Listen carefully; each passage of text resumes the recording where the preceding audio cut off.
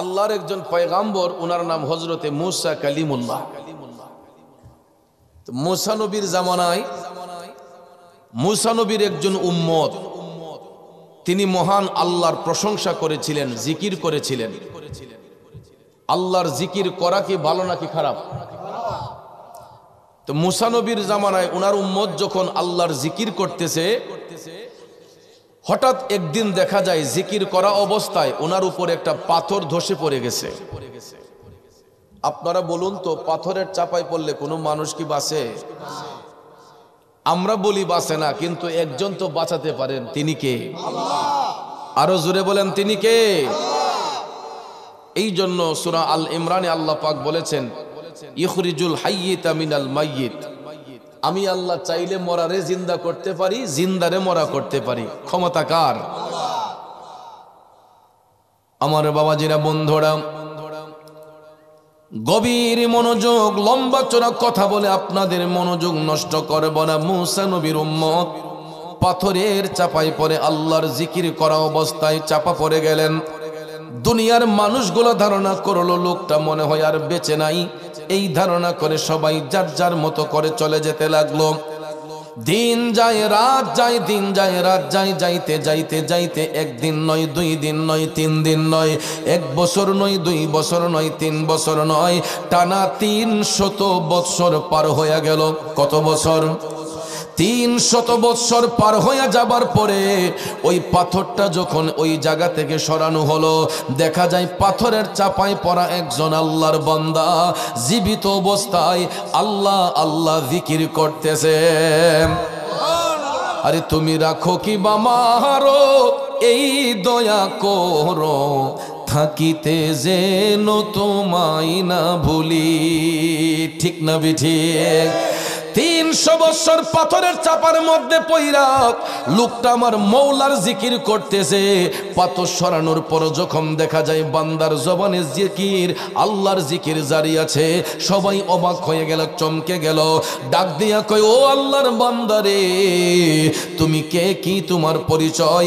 পাথরের চাপায় পড়লো তো কোনো লোক বাঁচে না, তুমি বাঁচলা কেমনে? লোকটা কয়, আমি যেই আল্লাহর প্রশংসা করেছি, যেই আল্লাহর জিকির করেছি, আমাকে বাঁচিয়ে সেই আল্লাহ। মদিনার পাগল 24 সুন্নিয়তের অহংকার। দুনিয়ার মানুষগুলা ডাক দিয়া কয়, আল্লাহর বান্দা তুমি পাথরের ভিতর থাইকা খাইলা কি? লোকটা তখন ডাক দিয়া কয়, দুনিয়াবাসীরা, আমি যেই আল্লাহর জিকির করেছি ওই আল্লাহ পাথরের ভিতর আমাকে রিজিক দান করেছে। আল্লাহ পাক রব্বুল আলামিন পাথরের ভিতর রিজিক দিতে পারে কি পারে না? দুনিয়ার মানুষগুলা ডাক দিয়া কয়, হো আল্লাহর বান্দা, আমরা জানতে চাই তুমি কোন নবীর উম্মত, তুমি কোন নবীর উম্মত? তখন লোকটা ডাক দিয়া কয়, আমি আল্লাহর পয়গাম্বর মুসা কালিমুল্লাহর উম্মত। কোন নবীর? মুসা নবীর উম্মত। সবাই কয়, তুমি কতদিন যাবত পাথরের চাপাই পরে আল্লাহর জিকির করছো? লোকটা ডাক দিয়া কয়, আমি 300 বছর যাবত পাথরের চাপাই পরে আল্লাহর জিকির করেছে। এই কথা শোনার পরে দুনিয়ার মানুষগুলা যখন আফসোস করতে লাগলো, সবাই আমার আল্লাহর দরবারে আফসোস করতে লাগলো, আয় হায়, মুসা নবীর উম্মত পাথরের চাপাই পইরা 300 বছর মৌলার জিকির কইরা না জানি কেমন নেকি আল্লাহর দরবারে অর্জন করেছে। তখন দুনিয়ার মানুষগুলা যখন আফসোস করতেছে, আমার আল্লাহ রাব্বুল আলামিন কুদরতের নজর দিয়া তাকায়া তাকায়া দেখতেছেন, মুসা নবীর উম্মতের আমলের বাহার দেখে দুনিয়ার মানুষগুলা আফসোস করতেছে। তখন আল্লাহ রাব্বুল আলামিন কুদরতের জবান দিয়া সরাসরি মুসা নবীর আমার আল্লাহ ডাক দিয়া বলতেছেন, ও বন্ধু মুসা, ও বন্ধু মুসা, শোনো শোনো রে, তোমার উম্মত পাথরের চাপায় পইরা 300 বছর আমি মওলার জিকির কইরা আমার দরবারে যেই নেকি অর্জন করেছে। আল্লাহ কয়, মুসা শোনো বন্ধু, আমার হাবিব নবী মুস্তাফা সাল্লাল্লাহু আলাইহি ওয়াসাল্লাম আর একজন উম্মত। কয়জন? আল্লাহ কয় আমার হাবিবের একজন উম্মত এক রাত ইবাদত করে যেই নেকি অর্জন করবে মুসা, তোমার উম্মতের পাথরের চাপায় পড়া 300 বছরের নেকির চাইতে আমার হাবিব নবী মুস্তাফার একজন উম্মতের এক রাইতের নেকি শত শত গুণ বেশি। দুই হাত তুলে বলেন আল্লাহু আকবার, আরেকটু জোরে বলেন ইয়া রাসূলুল্লাহ। নবী বিনে আপন কেহ না, আই গো মুমিন ভাই, নবী বিনে বান্ধব কেহ না, নবী বিনে দরদি কেউ না, আই গো মুমিন ভাই, নবী বিনে আপন কেহ নাই। কথা কন ঠিক কিনা? ওরে মা বাবা আত্মীয় স্বজন স্ত্রী পুত্র কন্যা গণ সবার চাইতে নবীজি আপন, ঠিক না বেঠে? এ নবীজিকে জানের চাইতে অধিক ভালো না বাসিলে, নবীজিকে জানের চাইতে অধিক ভালো না বাসিলে, হাদিসে কয় তাহারি মান্না, আই গো মুমিন ভাই, নবী বিনে আপন কেহ নাই। কথা বলেন ঠিক না বিঠে? বন্ধুরা আমার বাবাজিরা গো, রাস্তা দিয়ে হাঁটতেছি, দোকানপাটে বসে আছি, নবীর বাগানটা খালি পড়ে আছে। যেই জায়গাটা খালি পড়ে আছে রে আমার নবী ওই জায়গাটা দেখে কি দেখে না? কথা কম দেখে কি দেখে না? আরে নবীর উম্মতেরা, এত সুন্দর বাগানটা সাজানোর পরেও যারা এদিক সেদিক ঘোরাফেরা করে রে হাসরের ময়দানে, ওই লোকগুলা যারা আজকে এদিক সেদিক ঘোরাফেরা করে, এরা জান্নাতের সাইড দিয়ে শুধু ঘুরবে কিন্তু জান্নাতের রাস্তা খুঁজে পাবে না। কথা কন ঠিক কিনা? এখন যেই রকম ভাবে নবীর বাগানটা দেই কারা এদিক সেদিক ফাঁস কাটাইয়া ঘুরে, হাসরের ময়দানে ওরা জান্নাত দেখার পরেও জান্নাতের রাস্তাটা খুঁজে পাবে না। কারণ দুনিয়াতে যেমন সে এদিক সেদিক ঘুরেছে, জান্নাতের মধ্যেও দরজা দেখার পরেও এরা এদিক সেদিক ঘুরবে কিন্তু প্রবেশ করার কোনো রাস্তা পাবে না। তাইলে বলুন আজকের মাহফিল হওয়াতে আমরা খুশি না বেজার?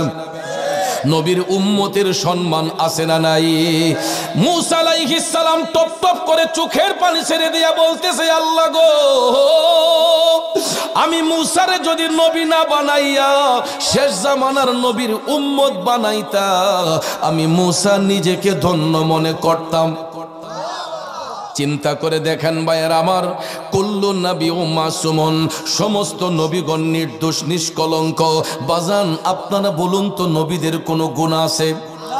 নবীদের কোনো গুনাহ আছে? কুল্লু নবী ও মাসুমন, সমস্ত নবীগণ মাসুম, নির্দোষ নিষ্কলঙ্ক।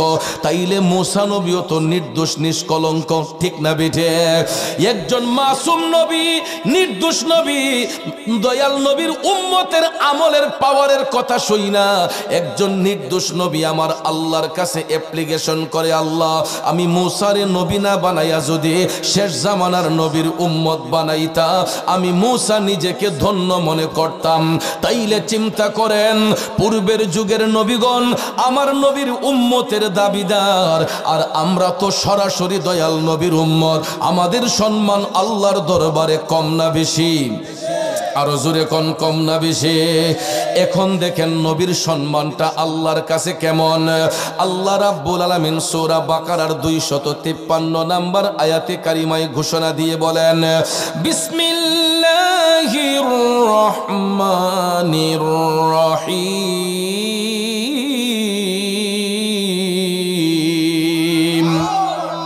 তিলকার রসুলু ফাদ্দালনা বা'দাহুম আলা বা'দিম মিনহুম মান কাল্লামাল্লাহু ওয়া রাফা'a বা'দাহুম দারাজাত। উচ্চস্বরে বলুন আল্লাহু আকবার। আল্লাহ রাব্বুল আলামিন বলে, এ রাসূলগণ তাদের একজনের চেয়ে আরেকজনকে মর্যাদান্বিত করা হয়েছে। নবী রাসূলের মধ্যে এমন কেউ রয়েছে যার সঙ্গে আমার আল্লাহ কথা বলেছেন, তাদের মধ্যে এমন রাসূল রয়েছে যাকে আমার আল্লাহ উচ্চ মর্যাদান্বিত করেছেন। এখন ভাইয়েরা আমার, আয়াতে কারিমার সরল তর্জমাটা শুনলাম, আসুন এবার এই আয়াতে পাকের ব্যাখ্যার দিকে চলে যাই। সুপ্রসিদ্ধ তাফসিরের কিতাব তাফসিরে রুহুল বায়ানের মধ্যে এই আয়াতে পাকের চমৎকার তাফসির করতে গিয়ে বলা হয়েছে, নবী এবং রাসূলের মধ্যে কেউ হয়েছেন কালিমুল্লাহ, কেউ হয়েছেন খালিলুল্লাহ, কেউ হয়েছেন রুহুল্লাহ, কেউ হয়েছেন জাবিউল্লাহ, কেউ হয়েছেন হাবিবুল্লাহ। এ আমার সুলতানপুরের বাবাজিরা গো, উত্তর সুরমার নবীর প্রেমিকেরা রে, খালিলুল্লাহ শব্দের অর্থ আল্লাহর বন্ধু, কালিমুল্লাহ শব্দের অর্থ আল্লাহর বন্ধু, রুহুল্লাহ শব্দের অর্থ আল্লাহর বন্ধু, জাবিউল্লাহ শব্দের অর্থ আল্লাহর বন্ধু, খালিলুল্লাহ শব্দের অর্থ আল্লাহর বন্ধু, হাবিবুল্লাহ শব্দের অর্থ আল্লাহর বন্ধু। প্রত্যেকটা শব্দের একটাই অর্থ, সেটা হলো আল্লাহর বন্ধু। এখন আপনাদের কাছে আমি জানতে চাই, সব বন্ধু কি সমান? বন্ধুর মধ্যে ডিস্টেন্স আছে না নাই? আমি যদি একটা এক্সাম্পল আপনাদেরকে দেই, যেমন ধরেন স্কুল কলেজ মাদ্রাসা ইউনিভার্সিটির মধ্যে শিক্ষক একজন নাকি একাধিক শিক্ষক, সবাই সম্মানের অধিকারী, কিন্তু মর্যাদার দিক দিয়ে কি সবাই এক সমান? ক্লাসিফিকেশন আছে না নাই? একজন হলো প্রিন্সিপাল, একজন ভাইস প্রিন্সিপাল, একজন সিনিয়র শিক্ষক, একজন জুনিয়র শিক্ষক, আর একজন সহকারী শিক্ষক। প্রত্যেকটা শিক্ষক সম্মানের অধিকারী, কিন্তু মর্যাদার দিক দিয়ে ক্লাসিফিকেশন রয়েছে। ঠিক তদ্রূপভাবে নবী এবং রাসূলের মধ্যে সমস্ত নবীগণ সম্মানিত, সমস্ত নবীগণ আল্লাহর বন্ধু, কিন্তু মর্যাদার দিক দিয়ে একটা ডিস্টেন্স আছে, ঠিক না বেঠে? কারণ ভাইয়ারা আমার, বন্ধুরা আমার, মূসা আলাইহিস সালাম নিজে থেকে ইচ্ছে পোষণ করেছিলেন আমার মওলাকে দেখার জন্য, ঠিক না বেঠিক? এই জন্য তিনি অ্যাপ্লিকেশন করেছিলেন, রব্বি আরিনি আল্লাহ, আমি তোমাকে দেখতে চাই। আমার আল্লাহ বললাম তারানি, মূসা তুমি দেখতে পারবা না। মূসা নবী কয়, আল্লাহ গো আমি তোমারে দেখতে চাই। আল্লাহ কইলাম তারানি, মূসা তুমি দেখতে পারবা না। বারবার করে বলার পরে মূসা আলাইহিস সালাম কয়, আল্লাহ আমি তোমারে দেখব। তখন আল্লাহ তাআলা কয়, চাইলে যদি আমাকে দেখতে হয় মূসা তুমি তুর পাহাড়ের মধ্যে উঠতে হবে। সুবহানাল্লাহ। এ মূসা, আমাকে যদি দেখতে হয় তুমি তুর সিনার মধ্যে উঠো। তখন মূসা আলাইহিস সালাম তুর পাহাড়ে উঠার জন্য প্রিপারেশন নিলেন। এই বন্ধুরা আমার, বাবাজিরা, তুর পাহাড়ের মধ্যে মূসা নবী উঠার প্রিপারেশন যখন নিলেন, এমন সময় আমার আল্লাহ তাআলা কুদরতের জবান দিয়া ডাক দিয়া কয়, এ মূসা রে বন্ধু, তোমার পায়ের জুতাগুলা খুইলা উঠো। আল্লাহ তাআলা ডাক দিয়া কয়, মূসা তোমার পায়ের জুতা খুলে উঠো। সঙ্গে সঙ্গে মূসা নবী পায়ের জুতা খুইলা তিনি আল্লাহর তুর পাহাড়ের মধ্যে উঠলেন। কাকে দেখার জন্য? জুরে কোন কারে দেখার জন্য? তুর পাহাড়ের মধ্যে মূসা নবী উঠলেন আমার মওলার দিদার পাবার জন্য। যখন তিনি তুর পাহাড়ের মধ্যে উঠলেন, ওনার সামনে একটা নূরের পর্দা দেখা যায়। আল্লাহ তাআলা ডাক দিয়া কয়, মূসা তোমার সামনে যেই নূরের পর্দাটা দেখা যায়, এই নূরের পর্দাটার মধ্যে তুমি একটু উত্তোলন করো। যখন মূসা নবী তুর পাহাড়ের মধ্যে উইঠা নূরের পর্দার মধ্যে হাত দিয়া শুধুমাত্র হাতটা একটু উপরের দিকে উঠিয়েছিলেন, আমার মওলা পাকের নূর তাজাল্লিতে তুর পাহাড়টা জ্বলে পুড়ে সরকার হয়ে গেল। তারপর মূসা আলাইহিস সালাম আমার মওলা পাকের নূর তাজাল্লির পাওয়ার সহ্য করতে পারে নাই। চিল্লায়া কি আল্লাহু আকবার বলবেন না? কারণ এটা তো আল্লাহর ইচ্ছা ছিল না, মুসা নবী নিজে থেকে ইচ্ছে পোষণ করেছিলেন, যেই কারণে বারবার অনুমতি চাবার পরে আল্লাহ অনুমতি দিলেন। তুর পাহাড়ে ওইটা আমার মৌলা পাকের সেই নূর তাজাল্লি যখন তিনি দেখতে পেলেন, এটার পাওয়ার সহ্য করতে পারেন নাই। আর যেই নূরের আলোয়, যেই নূরের পাহাড়ে, যেই নূরের পাওয়ারে নূর তুর পাহাড়টা জ্বলে পড়ে সারকার হয়ে গেল। আল্লাহ তাআলা পরে চিন্তা করলেন, আমার বন্ধু মুসা আমি মৌলাকে দেখতে চাইলো, কিন্তু আমার নূর তাজাল্লি সহ্য করতে পারলো না। আমার বন্ধুর তো একটা ইজ্জত আছে, সম্মান আছে। আল্লাহ কই, বন্ধু মুসা তোমার পায়ের কারণে আমি তোর পাহাড়ের ছাইগুলারে সুরমা হিসেবে কবুল করে নিলাম। যেই সুরমা আমি আপনি চোখের মধ্যে লাগাই, আব্বাজি এটা মুসা নবীর পায়ের বরকতে। তিনি তুর পাহাড়ের মধ্যে উঠেছিলেন আমার মৌলাকে দেখার জন্য, কিন্তু মৌলা পাকের নূর তাজাল্লি সহ্য করতে পারেন নাই, যেই কারণে এই তুর পাহাড়ের ছাইগুলাকে আমার আল্লাহ সুরমা হিসেবে কবুল করেছেন।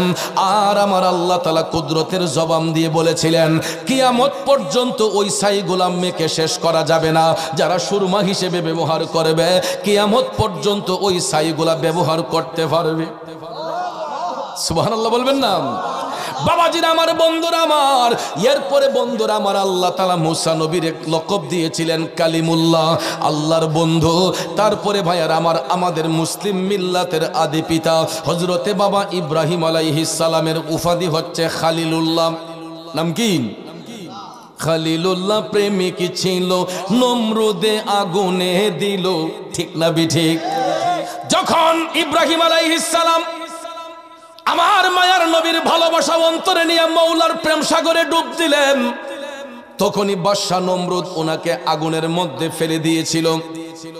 কিন্তু হযরত ইব্রাহিম আলাইহিস সালাম আমার নবীর ভালোবাসায় যখন তিনি মৌলার দরবারে কান্নাকাটি করেছিলেন, তখন ওনার চোখে আগুনের মধ্যে পড়েছে, সাথে সাথে আমার আল্লাহ ওই আগুনকে ফুল বাগিচা বানাইয়া দিছে। এই জন্য সুরের ভাষায় আমরা বলতাম, খালিলুল্লাহ প্রেমিক ছিল, নমরুদে আগুনে দিল, আগুন হইল ফুল বাগিচা প্রেমের কারণে, আগুন হইল ফুল বাগিচা প্রেমের কারণে, প্রেমের ডুরি বন্দরে মদিনার শোনে, প্রেমের ডুরি বন্দরে মদিনার শোনে। নূর নবী বানাইলেন আল্লাহ প্রেমের কারণে, নূর নবী বানাইলেন আল্লাহ প্রেমের কারণে, প্রেমের ডুরি বন্দরে মদিনার শোনে। কথা বলেন ঠিক না বিঠিক? আমার নবীর সাথে প্রেমের কালেকশন ফিট করলে লাভ নাকি লস? জোরে কোন লাভ নাকি লস? এ বন্ধুরা আমার, বাবাজিরা, ওই নবীর সঙ্গে প্রেমের কালেকশন যারা ফিট করবে, জাহান্নামের আগুনটা তার জন্য হারাম হইয়া যাইব। এই জন্য ইব্রাহিম আলাইহিস সালাম আমার নবীর মোহব্বতে কান্নার কারণে আগুন ফুল বাগিচা বানাইয়া আল্লাহ তাআলা বন্ধুকে উপাধি দিলেন খালিলুল্লাহ। কথা কোন ঠিক না বিঠে? কিন্তু আমাদের নবীর লকব হচ্ছে, উপাধি হচ্ছে হাবিবুল্লাহ। হাবিবুল্লাহ শব্দের অর্থ আল্লাহর দোস্ত, কিন্তু ওই হাবিবুল্লাহ উপাধিটা আমার নবী নিজ ইচ্ছেতে দেন নাই, স্বয়ং আল্লাহ তাআলা রাজি হইয়া দান করছে। ঠিক না ঠিক? আল্লাহ তাআলা দয়া করে রসুলকে পাঠাইছে রাহমাতাল লিল আলামিন রূপে। আবার ওই মৌলা আপন হাবিবকে আবার ইনভাইট করে নিজের কাছে নিছেন দিদার করতে, সাক্ষাৎ করতে। ভাইয়ার আমার, বন্ধুরা আমার, পৃথিবীর জমিনে 1,24,000 মতান্তরে 2,24,000 নবী পয়গম্বর আল্লাহ তাআলা এই পৃথিবীর মধ্যে প্রেরণ করেছেন, কিন্তু সমস্ত নবীগণের উপর উচ্চতা হচ্ছে 7 আসমান পর্যন্ত। 7 আসমানের উপরে আর কোন নবীর উঠার কোনো পারমিশন নাই। 7 আসমান পর্যন্ত সীমাবদ্ধতা। 7 আসমানের উপরে আর কোন নবীর উঠার পারমিশন নাই, উইদাউট আওয়ার প্রফেট মুহাম্মদ রাসূলুল্লাহ সাল্লাল্লাহু আলাইহি ওয়াসাল্লাম। একমাত্র আমাদের নবী কামলিওয়ালা ছাড়া অন্য সকল নবীগণের সীমাবদ্ধতা 7 আসমান পর্যন্ত। আল্লাহু আকবার বলেন। হাবিবুল্লাহ বলিয়া আল্লাহ রাব্বুল আলামিন আপন বন্ধুকে এমন একটা জায়গার মধ্যে নিয়ে দিদার করেছেন যেই জায়গার মধ্যে পৃথিবীর অন্য কোনো নবী রাসূলের আগমন হয় নাই। এই জন্য আমার আলা হযরত ইশকে মোহাব্বত আজিমুল বরকত হাদায়ে বখশিশের মধ্যে তিনি চমৎকার ভাষায় লিখেছেন, আসমান হি উপর সব নবী রহ গই, अर्श आज़म पे पहुँचा हमारा नबी। चिल्लाए कि सुबहान अल्लाह बोलबेन ना। আমার আলা হযরত বলতেছে 1,24,000 মতান্তরে 2,24,000 নবী রাসূল আল্লাহ তাআলা পাঠিয়েছেন। সমস্ত নবীগণকে সপ্ত আকাশ পর্যন্ত আমার আল্লাহ রেখেছেন, কিন্তু সমস্ত নবীগণের কাঁধের মধ্যে জিনার কদম মোবারক, তিনি হলেন আমাদের নবী রাহমাতাল লিল আলামিন। ওই নবীর মকাম কোথায়? আলা হযরত বলতেছেন, আরশ আযম পে পৌঁছা নবী, আমার মদিনার কামলিওয়ালা নবী আরশ মুআল্লার মধ্যে পৌঁছালেন। আরশের কাছাকাছি যখন দয়াল নবী গেলেন, আমার আল্লাহ তাআলা তখন কুদরতের জবান দিয়ে ডেকেছিলেন, উদনু মিন্নি ইয়া হাবিবি, উদনু মিন্নি ইয়া হাবিবি। সুবহানাল্লাহ কোন বন্ধুগো, আরেকটু কাছে আসুন, আরেকটু কাছে আসুন। আরে আরশে আজিম পারি দিয়া খোদা তাআলার কাছে গিয়া, উদনু মিন্নি ইয়া হাবিবি, দয়াল নবী শুনতে পান, আমি পাপী অপরাধী গাইব কি নবীজির শান। ইয়া রাসূলুল্লাহ ইয়া হাবিবাল্লাহ, ইয়া রাসূলুল্লাহ ইয়া হাবিব। বাজান আমার কষ্ট হইতেছে, গভীর মনোযোগ। আমার মদিনার কামলিওয়ালা নবী, নূরের নবী, মায়ার নবী আরশ মুআল্লার কাছাকাছি আল্লাহ তাআলা কয়, উদনু মিন্নি ইয়া হাবিবি। ও বন্ধু, বন্ধু গো, আর একটু কাছে আসুন, কাছে আসুন।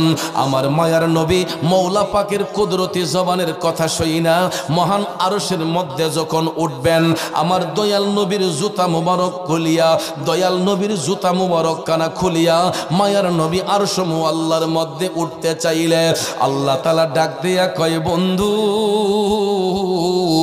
ও আমার হাবিব গো, আপনি কেন আপনার পায়ের জুতা খুইলা আমার আরশের মধ্যে উঠতেছেন? আল্লাহর হাবিব সাল্লাল্লাহু আলাইহি ওয়াসাল্লাম ডাক দিয়া কয়, আল্লাহ ও দয়াল আল্লাহ গো, আমি কেমনে আপনার মহান আরশের মধ্যে জুতা নিয়ে উঠি? আপনি তো মূসাকে নির্দেশ দিয়েছিলেন জুতা খুলে তোর পাহাড়ে উঠার জন্য, আমি রাসূল কেমনে আপনার মহান আরশের মধ্যে জুতা নিয়ে উঠে? এই কথা বলার সাথে সাথে আমার আল্লাহ তাআলা কুদরতের জবান দিয়া ডাকলেন, হাবিব গো, ও বন্ধু, আমি এই জন্য মূসাকে জুতা খুলে উঠতে বলেছি। মূসা আমি মওলার নূর তাজাল্লি সহ্য করতে পারবে না, যেই কারণে জুতা খুলে আমি মূসারে তুর পাহাড়ে উঠাইয়া আমার মূসার পায়ের কারণে তুর পাহাড়কে ধন্য করেছে। আর আপনি বন্ধুকে জুতা মুবারক নিয়ে উঠতে বলেছি, এই কারণে হাবিব আমার আরশ মুআল্লা আপনি বন্ধু নবীর জুতা মুবারকের ধুলির অপেক্ষা করতেছে। আল্লাহ তাআলা ডাক দিয়া কয়, বন্ধু ও আমার হাবিব গো, আপনার জুতা মুবারকের ধুলি দিয়া আমি আল্লাহর আরশটারে ধন্য করে দেন। চিৎকার মেরে বলুন আল্লাহু আকবার। আর একটু জোরে বলুন ইয়া রাসূলুল্লাহ। ওরে আরশ কুরসি যার পায়ের ধুলা মাখি তো চাই সারা বেলা, আরশ কুরসি যার পায়ের ধুলা মাখি তো চাই সারা বেলা, উম্মতের দৌড় দিয়ে মোর আর তো দেখি না, উম্মতের দৌড় দিয়ে মোর আর তো দেখি না। ও মুসাফির জিয়ারতে চলো মদিনা, সেথায় আছেন নূর নবীজি দয়ার খাজিনা, সেথায় আছেন নূর নবীজি দয়ার খাজিনা। খারাপ লাগতেছে আমার ভাইয়েরা, এ উত্তর সুরমা সুলতানপুরের বাবাজিরা রে, যেই নবীর জুতা মুবারকের ধুলিতে আমার আল্লাহর মহান আরশ দন্য হইয়া যায়, ওই নবীর গোলামি করার প্রয়োজন আছে না নাই? কথা কোন আছে না নাই? আব্বাজির আমার বন্ধুরা আমার, যারা ওই নবীর গোলামি করবে এরাই হবে জান্নাতি, যারা নবীর শানে দুশ্মনী করবে এরাই হবে জাহান্নামী। কথা কোন ঠিক কিনা? যারা নবীর কালেমা পড়বে, নবীকে বিশ্বাস করবে এরা জান্নাতি, যারা নবীর কালেমা পড়া বেঈমানি করবে এরা জাহান্নামী। ঠিক না বে ঠিক? এই জন্য যুবক ভাইয়েরা আমার, তাকান হযরতে আবু বকর সিদ্দিকের দিকে, তাকান হযরতে উমর রাদিয়াল্লাহু তাআলা আনহুর দিকে। তারা কিন্তু ইসলামের প্রথম যুগে তারা কিন্তু মুসলমান ছিলেন না, কিন্তু আমার নবীর দিন দেখা, আমার নবীর জবান মুবারকের বাণী শুইনা কালেমা পড়ে মুসলমান হয়ে সত্য ধর্মে আকৃষ্ট হইয়া সিদ্দিক আকবর হয়েছেন আবু বকর সিদ্দিক রাদিয়াল্লাহু তাআলা আনহু। আমার নবীর দিনে আইসা, আমার নবীকে ভালোবাসা ইসলাম ধর্ম গ্রহণ করে জান্নাতের সার্টিফিকেট অর্জন করে নবীর পাশে শুয়ে শুয়ে আরাম করতেছেন হযরতে উমর ইবনুল খাত্তাব রাদিয়াল্লাহু তাআলা আনহু। কথা বলেন ঠিক কিনা? এই জন্য আশেক কয়, প্রেমিক কয়, ওই বাজে ইসলামের ঢঙ্কা শব্দ শোনা যায় রে, নবীর দিনে আই মুসলমান, নবীর দিনে আয়, নবীর দিনে আয় মুসলমান, নবীর দিনে আয়। খারাপ লাগে ভাইয়ার আমার, গভীর মনোযোগ, বেশি সময় কষ্ট দেব না। আমার নবীর দিনে থাকলে লাভ হয় না লস হয়? কেমন লাভ হয় দেখুন আমার ভাইয়েরা।